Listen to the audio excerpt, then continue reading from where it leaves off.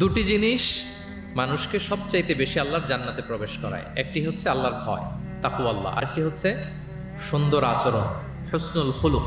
এখানে বলা হয়নি যে নামাজ মানুষকে বেশি জান্নাতে প্রবেশ করাবে, রোজা প্রবেশ করাবে, যাকাত করাবে, হজ করাবে, এমন কিছু বলা হয়েছে না।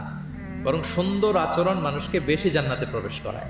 আমরা অনেক সময় ইসলামের এই এসেন্সটা ধরতে পারি না। দেখবেন যে খুব নামাজি কিন্তু খিটখিটে মেজাজের লোক, খুব নামাজি স্ত্রীর সাথে খারাপ আচরণ করে, খুব আল্লাহওয়ালা প্রতিবেশীর সাথে ঝগড়াঝাটি, খুব নামাজি মানুষ কলিগের সাথে সম্পর্ক ভালো নাই।